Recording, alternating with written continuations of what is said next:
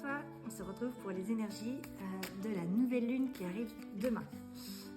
Ça va être aussi un peu les énergies du coup de tout le week-end à venir.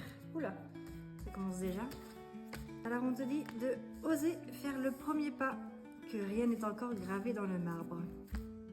Elles sont jolies ces cartes. J'ai pris l'oracle de la lunologie pour ce tirage qui est sur la lune. Donc ose faire le premier pas, rien n'est gravé dans le marbre, qu'est-ce que ça va nous dire de plus? Attendez-vous à un changement considérable ce week-end. Alors dans les énergies de la nouvelle lune, ça va être aussi d'aller poser ses intentions pour la nouvelle année. On va pas le faire au 31 décembre, il faut le faire plus tôt. C'est dans les énergies de la nouvelle lune qu'il faut le faire, d'aller dire ce qu'on veut pour la nouvelle année, quels sont les objectifs qu'on a au niveau professionnel, personnel, sentimental, familial, tout ce qu'on veut. On te dit que communiquer, c'est la clé, donc aller dire ses intentions. Vous les écrire, vous écrivez sur une feuille que vous gardez précieusement. Voilà, quand on l'écrit, ça rentre dans la matière, c'est toujours mieux.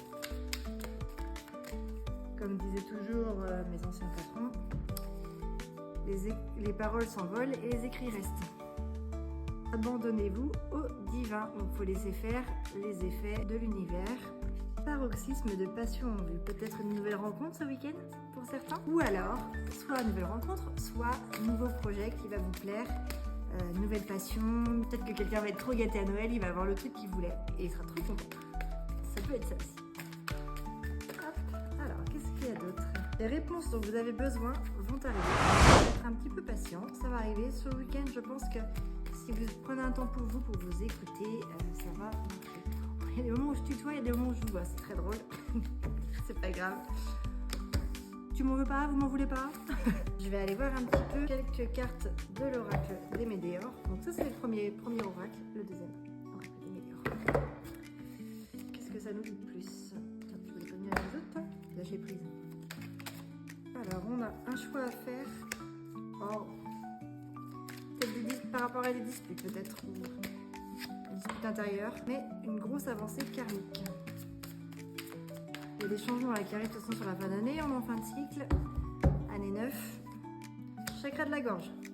On est encore dans les discussions, il va falloir parler, dire ce qu'on pense, ce qu'on ressent sur cette fin d'année, de toute façon. Oh, j'avais envie de prendre celle-ci.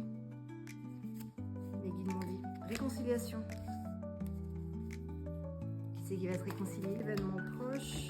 Ouais, il y a des changements imminents, événements proches, il y a des choses qui vont arriver sur cette fin d'année. Des choix à faire, des changements, des... Oula, beaucoup de choses.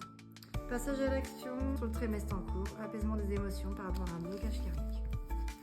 Il va y avoir de l'évolution, mais ça va être pour du mieux. Je pense que là, on va faire une transition sur l'année prochaine qui va être beaucoup plus douce que les énergies qu'on a eues cette année.